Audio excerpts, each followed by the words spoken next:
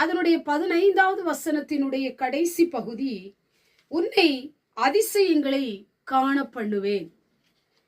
இந்த வார்த்தை கேட்டுக்கொண்டிருக்கிற எனக்கு அன்பான தேவ பிள்ளைகளே, ஆண்டவர் உங்களுக்கு இந்த நாளிலே ஒரு வாக்கு கொடுக்கிறார். உன்னை அதிசயங்களை காண பண்ணுவேன்.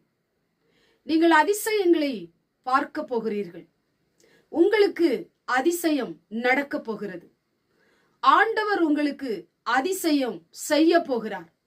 எந்த காரியத்திலே நீங்கள் தேவனுடைய பாதத்திலே காத்திருந்து ஜெபிக்கிறீர்களோ, எந்த காரியம் உங்களுக்கு நடக்க வேண்டும் என்று எதிர்பார்த்து கொண்டிருக்கிறீங்களோ, இந்த காரியத்தின் மேல தேவன் எனக்கு நிச்சயமாய் அதிசயம் செய்வார், எனக்கு நன்மை செய்வார் என்று விசுவாசித்துக் கொண்டிருக்கிறீர்களோ, அதிலே நீங்கள் எதிர்பாராத வேளையில், நீங்கள் எதிர்பாராத நேரத்தில், நீங்கள் எதிர்பாராத சமயத்தில் கர்த்தர் உங்களுக்கு அதிசயத்தை செய்ய போகிறார். ஆண்டவர் நிச்சயமாய் உங்களுக்கு அதிசயம் செய்வார். உங்களுடைய கண்கள் அதை பார்க்க போகிறது.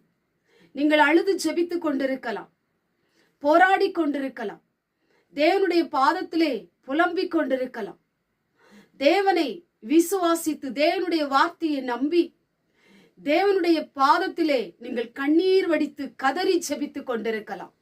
உங்களுடைய முறையிடுதலை பார்க்கிற தெய்வம், உங்களுடைய கூக்குரலின் சத்தத்தை கேட்கிற தெய்வம், உங்களுடைய அழுகையின் சத்தத்தை கேட்கிற தெய்வம் உங்களுக்கு அதிசயத்தை ஆண்டவர் செய்ய போகிறார்.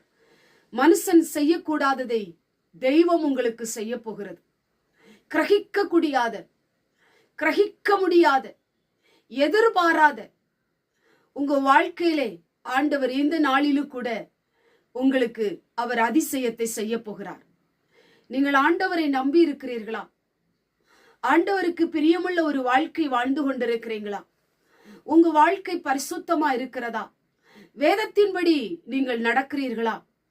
ஆண்டுடைய பார்வையிலே நன்மையும் செம்மையுமாய் நீங்கள் ஜீவித்துக் கொண்டிருக்கிறீர்களா? அப்படி என்று சொன்னால் நிச்சயமாக உங்களுக்கு அதிசயம் நடக்கும். அதிசயத்தை ஆண்டவரே உங்களுக்கு செய்வார். நீங்கள் ஆச்சரியப்படுகிற அளவிற்கு கர்த்தர் உங்க வாழ்க்கையிலே அதிசயம் செய்வார். அதிசயம் என்பது நம்ப முடியாத ஒரு காரியம், கிரகிக்க முடியாத ஒரு காரியம், உங்களுடைய சிந்தனைக்கு எட்டாத ஒரு காரியம், நீங்க நினைத்து கூட பார்க்க முடியாத ஒரு காரியம்தான் அதிசயம். அதை ஆண்டவர் உங்களுக்கு செய்வேன் என்று வாக்கு கொடுக்கிறார். அநேக பிரச்சனைகளை சந்தித்துக் கொண்டு வருகிறீங்களா? அநேக காரியம் உங்க வாழ்க்கையிலே முடியாதவைகளாய் நடந்து கொண்டிருக்கிறதா?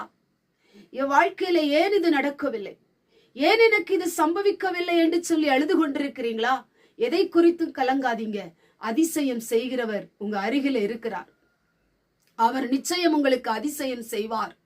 அதிசயம், நம்ப முடியாத காரியத்தை உங்களுக்காக ஆண்டவர் முடிய பண்ணுவார். சீக்கிரத்திலே உங்களுக்கு நடக்கும்.